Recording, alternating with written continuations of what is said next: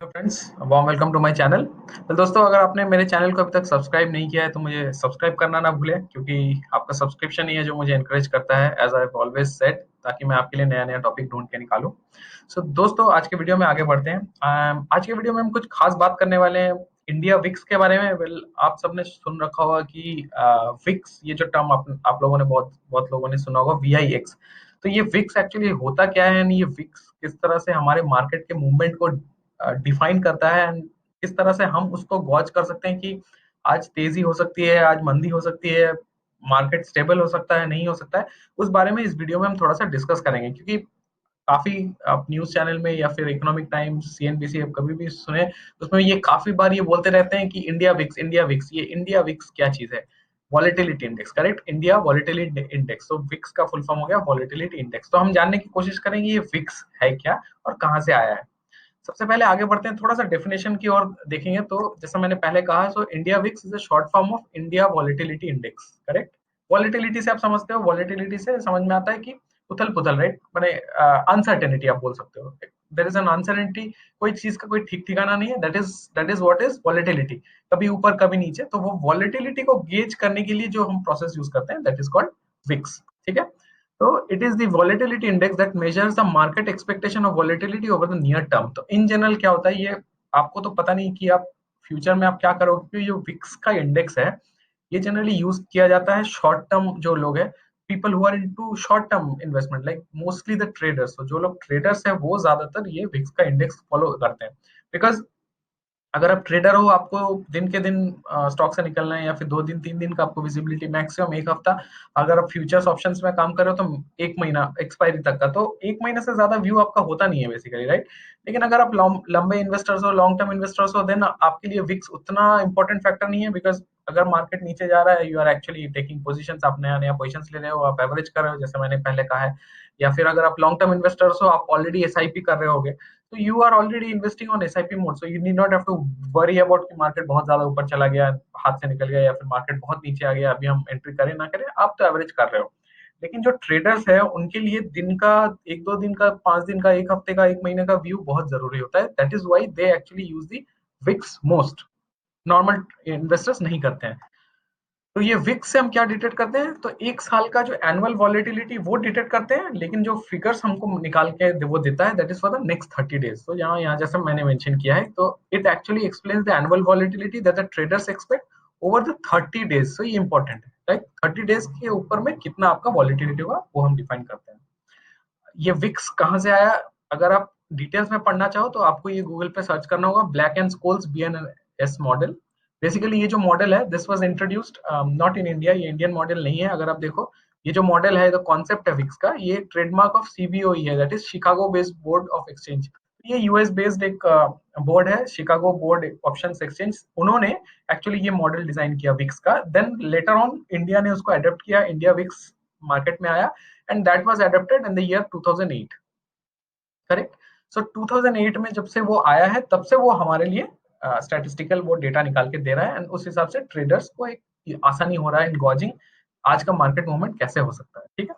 तो investors use the VIX to measure the level of risk, fear and stress, जैसा मैंने पहले कहा, ठीक है। तो जो भी लोग इसमें पैसा इन्वेस्ट कर रहे हैं वो फिक्स से ये पता करते हैं कि रिस्क, फियर एंड स्ट्रेस, माने रिस्क माने कितना मार्केट गिर सकता है, फियर अगर मार्केट यहाँ से गिर गया तो, और स्ट्रेस माने मार्केट अगर गिर रहा है तो और कितना गिर सकता है। तो इट्स लाइक डिपेंडिंग अपॉन उसका रेशियो कितना ज्यादा हो सकता है। अगर हम रियल टाइम एक एग्जांपल से मैं आपको समझाऊं, ये जो एग्जांपल मैंने कवर किया है बहुत सिंपल एग्जांपल है। यहाँ पे हम मान के चलते हैं कि आपका जो अभी का स्पॉट है, इंडेक्स स्पॉट, वो 10,000 है, करेक्ट। निफ्टी 50 अभी करीब वैसे ही 10,300 पे चल रहा है। मैं राउंड फिगर में, कैलकुलेशन इजी होगा इसलिए बता रहा हूँ। इंडेक्स निफ्टी का मान लीजिए 10,000 चल रहा है, ठीक है। जो विक्स है उसका वॉलेटिलिटी इंडेक्स वो 15 है। विक्स क्या एक परसेंटेज होता है। तो वो विक्स क्या बता रहा है कि आपको लास्ट 30 दिन में जो मार्केट में ट्रेडिंग हुआ है, उस हिसाब से जो वॉलेटिलिटी इंडेक्स आज के डेट पे बैठ रहा है, that is coming somewhere around 15। तो हम expected down side and upside कैसे कैलकुलेट करेंगे, हम 15% प्लस करेंगे अप के लिए, 15% माइनस करेंगे डाउन के लिए, बिकॉज वो 15% का विक्स है, करेक्ट।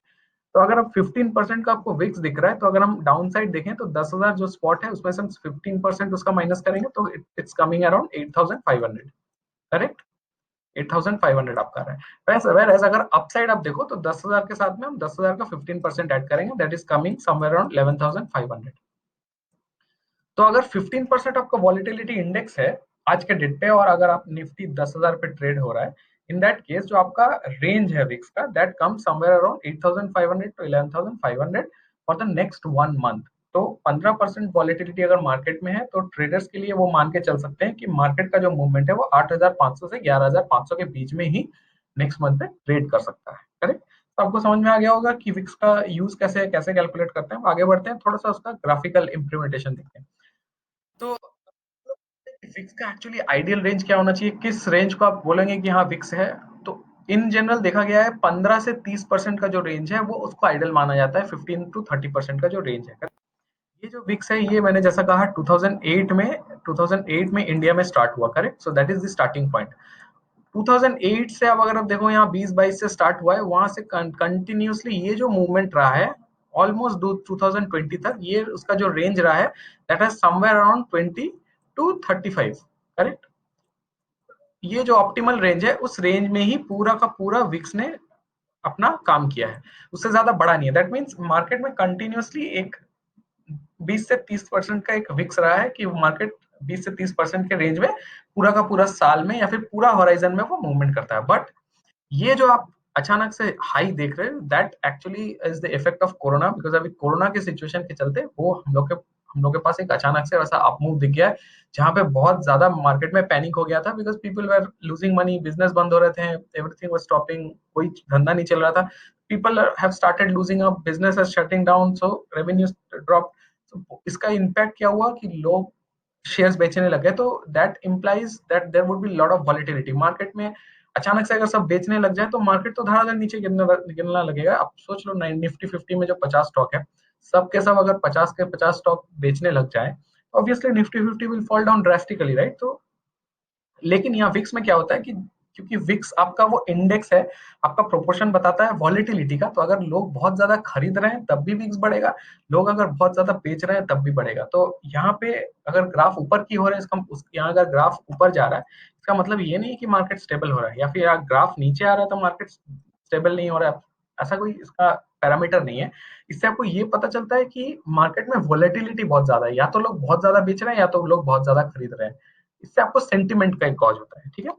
अगर हम लेटेस्ट, अगर लास्ट का मैं 6 महीना का आपको दिखाऊं तो आपको एक आइडिया हो जाएगा। जैसा मैंने कहा 20 से 35 का जो है वो हमारा एवरेज है। करेक्ट। वो 20 से 35, तो ये प्री कोविड का टाइम आप देख सकते हो, वो मार्च फरवरी एंड मार्च तक, जब तक उतना कोविड केसेस आने स्टार्ट नहीं हुए थे, जस्ट चाइना से आया था, इंडिया में धीरे धीरे बढ़ रहे थे, वर्ल्ड वाइड थोड़ा थोड़ा बढ़ रहा था, that time it was still in a optimal range.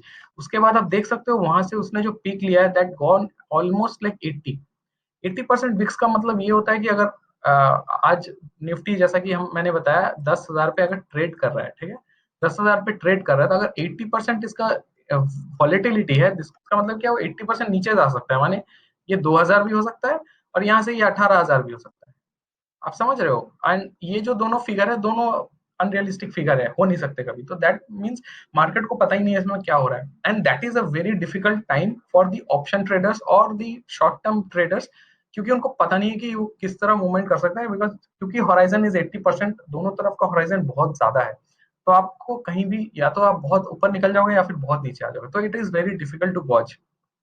Finally अभी आप देखो जैसे जैसे कोरोना का सिचुएशन बेटर हो रहा है, जैसे जैसे मार्केट स्टेबलाइज हो रहा है, you can see that the index is again coming down, and वो ये जो ऑप्टिमल उसका रेंज है 20 25 30 वाला जो रेंज है, उस रेंज में वो धीरे धीरे वो एंट्री कर रहा है, which actually showing that market फिर से स्टेबल हो रहा है, एंड मार्केट में थोड़ा थोड़ा वॉलिटिलिटी धीरे धीरे कम हो रहा है, बिकॉज ओवरऑल बिजनेस स्टार्ट हो रहा है, ओवरऑल मार्केट रिकवर कर रहा है, कोरोना के केसेस उतने ज्यादा अभी बढ़ नहीं रहे हैं, तो दैट इज हाउ।